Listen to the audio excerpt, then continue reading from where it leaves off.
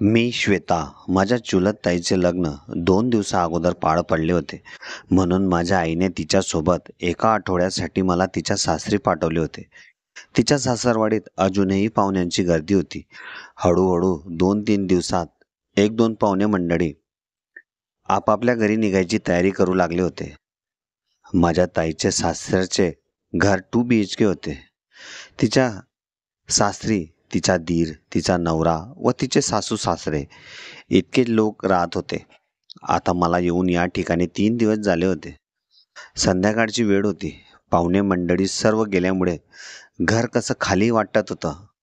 नाहीतर अगोदर एखाद्या सब्जी मंडीमध्ये आल्यासारखं मला वाटत होते. माझे दाजी महानगरपालिकेत क्लर्क म्हणून कामाला होते आणि ताईचे सासरे हे त्याच ठिकाणाहून रिटायर झाले होते. घरात गर्दी असल्यामुळे ताई व दाजी यांची अजूनही लग्नानंतरची सत्यनारायणाची पूजा बाकी होती. आज घर पूर्णपणे खाली झाले होते. दाजीच्या भावाचे नाव अजय होते. संध्याकाळचे जेवण त्याने हॉटेलमधून मागवले होते, म्हणून ताईला आज स्वयंपाक करायची सुट्टी मिळाली होती. जेवण करून व आवरून आम्ही आपापल्या रूममध्ये झोपण्यासाठी गेलो. अजूनही ताई व मी सोबतच झोपत होते. एक रूम त्यांनी आमच्यासाठी ठेवला होता. दाजी व त्यांचा भाऊ हे शेजारच्या घरी झोपण्यासाठी गेले. तेही घर त्यांनी लग्नासाठी भाड्याने घेतले होते. रात्रीची वेळ होती. घड्याळात 12 वाजले असावेत. मी माझ्या खोलीतून बाथरूम करण्यासाठी बाहेर आले आणि शेजारच्या रूममधून आवाजाची कुजबूज मला ऐकू आली. त्या ठिकाणी माझ्या ताईचे सासू सासरे झोपले होते. ताईच्या सासऱ्याचे वय हे 52 वर्ष होते आणि सासूचे 48 वर्ष इतके होते. ताईची सासू अजूनही दिसायला सुंदर व हँडसम होती. त्या ठिकाणी वेगळीच कुजबूज माझ्या कानावर ऐकू येऊ लागली होती, म्हणून मी रूमच्या दाराजवळ जाऊन ते ऐकू लागली. ताईची सासू वारंवार तिच्या नवऱ्याला, हळूहळू, आता मुलं मोठी झाली आहेत, घर लहान आहे आपलं, आता हे करण्याचे वय त्यांचं आहे, अशी बोलत होती. तरी ताईचा सासरा ऐकायला तयारच नव्हता. त्यांची कुजबूज साधारणतः 15-20 मिनिटापर्यंत चालली. त्यानंतर रूममधून आवाज येणे बंद झालं आणि मी बाथरूमच्या दिशेने वळाली. बाथरूममधून काही मिनिटांनंतर मी बाहेर येऊन माझ्या रूमच्या दिशेने जाऊ लागली. समोरचे दृश्य पाहून माझ्या डोळ्यांना धक्काच बसला. माझे दाजी हे आमच्या रूममध्ये हळूवार पावले टाकत गुपचूप प्रवेश करत होते. ते रूममध्ये कशासाठी गेले असावे हे पाहण्यासाठी मी त्यांच्या पाठीमागे गेले आणि मी दाराजवळ पोचून दाजी आत काय करत आहे ते पाहू लागली. दाजींनी चक्क आपले ओठ ताईंच्या ओठांवर ठेवले आणि ताईच्या अशा ठिकाणी ते हात लावू लागले होते. ते पाहून माझ्या मनात व शरीरात तरंग उठू लागल्या होत्या. ताई ही दाजींना आपल्या घट्ट मिठीत घेऊन त्यांना साथ देत होती. त्यांचाही कार्यक्रम साधारणतः 10 मिनिटापर्यंत चालला. नंतर दाजी व ताई यांनी आपले कपडे बाजूला ठेवून तेही घामाने ओलीचिंब झाले. हे दृश्य पाहिल्यावर माझ्या तळपायातली जमीन सरकली होती. की लग्नानंतरही असं कोणी प्रेम करतं का? करावंच लागतं का? असे अनेक प्रश्न माझ्या डोक्यात उद्भवत होते. दाजींचं व त्यांचे ते दृश्य पाहिल्यावर मलाही त्या गोष्टी एकदम हव्याशा वाटू लागल्या होत्या. तसं केल्यानंतर ताईला तर काहीच झालं नाही. ताई तर दाजींनाही साथ देत होती, म्हणजे ताईला मजा येत होती. पण या घरात काहीतरी विचित्र घडणार याची मला खात्री येणाऱ्या काळात होणार होती. मग ताई व दाजी आता शांत झाले होते. ताई तशाच अवस्थेत झोपली होती आणि दाजी त्या ठिकाणाहून निघू लागले होते. मग मी रूमच्या आत आले. ताई अजूनही त्याच अवस्थेत झोपली पाहून मला कसं तरी होत होतं. मग मी जास्त डोक्याला ताण न देता ताईच्या शेजारी जाऊन झोपली. दुसऱ्या दिवशी ताई व दाजीची सत्यनारायणाची पूजा घरच्यांनी नियोजित केली होती. महाराजांनी घरात येऊन पूजेची सामग्री लावण्यास सुरुवात केली. मग ताई आणि जिजू पूजेसाठी बसले. साधारणतः अर्ध्या तासाच्या आत महाराजांनी पूजा संपवण्याचा प्रयत्न केला. पूजेसाठी सर्वजण एकत्र जमले होते. त्यामध्ये दाजींचे मित्र प्रसादासाठी घरी आले होते.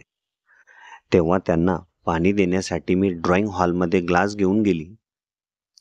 तेव्हा जिजूच्या मित्रांपैकी एक मित्र कॉमेडी करत म्हणाला, आज तर मोकळा जे आहेस तू घोडागाडी खेळायला. ते कोडवडमध्ये बोलून मला काही कळले नाही, पण मी त्यांचा अर्थ समजले होते.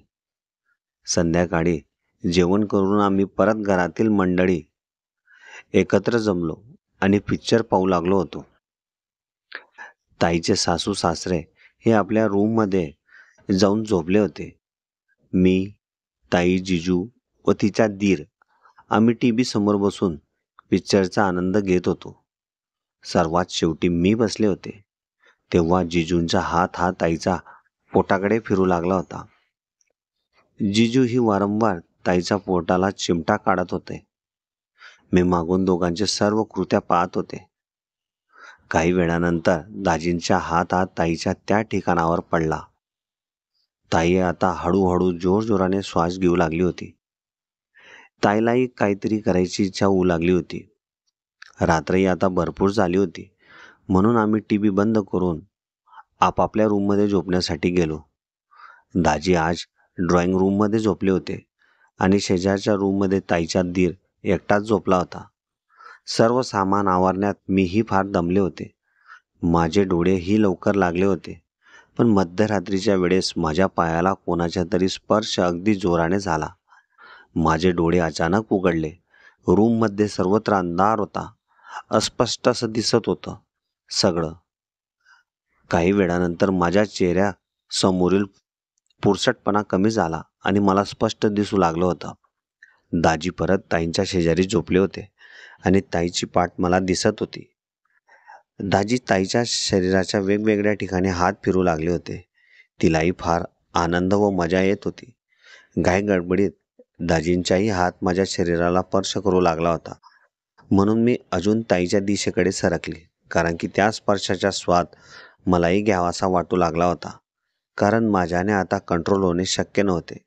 काही मिनिटे त्यांचे प्रेम चालले. त्यानंतर ताईने दाजींना आता बस, बाकी उद्या इतकं म्हटल्यावर दोघंही शांत झाले. दुसऱ्या दिवशी ताई व मी सकाळी लवकर उठले. जेव्हापासून दाजी रात्री ताईसोबत येऊ लागले होते तेव्हा ताईला सकाळी अगदी फ्रेश वाटू लागले होते. ती काम करत असतानाही अगदी उत्साहात व हसमुख चेहरा ठेवून काम करत होती. आज ताईच्या सासूने मला रात्री बाहेरच ड्रॉइंग रूममध्ये झोपायला सांगितले आणि शेजारचे घर जे त्यांनी भाड्याने घेतले होते ते त्यांनी त्या घरमालकाच्या हँडओव्हर केले होते. ताईचा दीरही आज ड्रॉइंग रूममध्येच झोपणार होता. रात्रीचे जेवण लवकर झाल्यामुळे आम्ही आज परत पिक्चर बघण्यासाठी एकत्र जमलो होतो. ताई व दाजी त्या खोलीत झोपत असल्यामुळे जिजू ताईचा हात धरून गुपचूप त्या रूममध्ये घेऊन गेले. ताईचा दीरही दिसायला अगदी सुंदर व उंच होता. त्याची पर्सनॅलिटी दाजीपेक्षा छान होती. काही वेळ टीव्ही पाहिल्यानंतर आम्हा दोघांनाही झोप लागू लागली होती, म्हणून ताईच्या दीराने टीव्ही बंद केला. टीव्ही बंद करतात दोघंही खोलीतून वेगवेगळा आवाज आमच्या कानी पडू लागले. सर्वात जास्त आवाज तर ताईचा येत होता. ताईच्या दीराला कळले होते की आवाज कशामुळे येत आहे, म्हणून तर चोरून माझ्याकडे एकटक नजराने तो पाहू लागला होता. पण मी त्याची गंमत करण्यासाठी त्याला विचारले, अरे अजय, हा आवाज कशाचा येतोय? त्यावर तो म्हणाला, काही नाही, इथे शेजारी कोणाचे तरी भांडण वगैरे असावे, पण हा आवाज तुमच्या घरात मी आल्यापासून येत आहे. मी त्याला सांगितले. त्यावर तो म्हणाला, हो का? मी तर कधी ऐकला नाही. तू कधी घरात झोपला कुठे? शेजारच्या खोलीत भाड्याने घेतलेल्या घरात झोपत होतास तू आतापर्यंत. अधूनमधून ताईच्या सासूचा आवाज आणि ताईचाही आवाज जोरजोरात येऊ लागला होता. त्यामुळे आम्हा दोघांना आता कंट्रोल करणे शक्य नव्हते. त्यावर मी अजयला म्हणाली की जेव्हा मी ताईसोबत आमच्या खोलीत झोपायची तेव्हा दाजी रोज रात्री आमच्या खोलीत येऊन ताईशी प्रेम संबंध बनवायचे. तेव्हा अजय म्हणाला, काहीतरीच काय सांगते. त्यावर मी म्हणाले, अरे खरंच सांगते मी, विश्वास ठेव माझ्यावर. 2-3 वेळेस दाजी आमच्या खोलीत आले. चल ताईच्या रूम जवळ मी दाखवते तुला काय करतात ते. मी अजयचा हात पकडला आणि ताईच्या खोलीबाहेर आम्ही कान लावून उभे राहिलो. ताई अगदी जोरजोरात सिसकाऱ्या सोडू लागली होती. अहो हळूहळू, त्रास होतोय मला. अजय आता भानावर नव्हता. तो मन लावून ताई व जिजूंचा आवाज ऐकू लागला होता. काही वेळानंतर अजय मी ज्या ठिकाणी उभी होती त्याच ठिकाणी येऊन तोही आतील आवाज ऐकू लागला होता. हळूहळू तो माझ्या पाठीमागे आला आणि त्याने मला अशा ठिकाणी स्पर्श केला की मीही आता सिसकाऱ्या सोडू लागली होती. माझ्या मनावर आता ताबा सुटला होता. मी जे दाजी आणि ताईंना पाहून अनुभवलं होतं ते मला रिअली करायचं होतं. अजय आता हळूहळू माझ्या पूर्ण शरीरावर ताबा घेऊ लागला होता. त्याचा हात माझ्या शरीराच्या वेगवेगळ्या अवयवांना स्पर्श करू लागला होता. मी वेळ वाया न घालवता लागलीच मागे वळली आणि त्याचा चेहरा माझ्या चेहऱ्यासमोर येऊन ठेवला आणि त्याच्या ओठांचा स्पर्श माझ्या ओठांवर घेतला. अजयने तब्बल 10 मिनिटापर्यंत माझ्या ओठांचा रस चाखला. त्यानंतर हळूहळू आम्ही सोफ्यापर्यंत पोचलो. मग त्या ठिकाणी अजयनं पूर्ण शरीराचा माझा चुराडा केला आणि मग आम्ही दोघांनी एकमेकांचे कपडे बाजूला ठेवून घामाने ओलीचिंब होऊन पहिल्या प्रेमाचा स्वाद व आनंद घेतला. अशा प्रकारे ताईच्या सासरी मला लग्ना अगोदरच्या व लग्नानंतरच्या प्रेमाचा अनुभव कळला.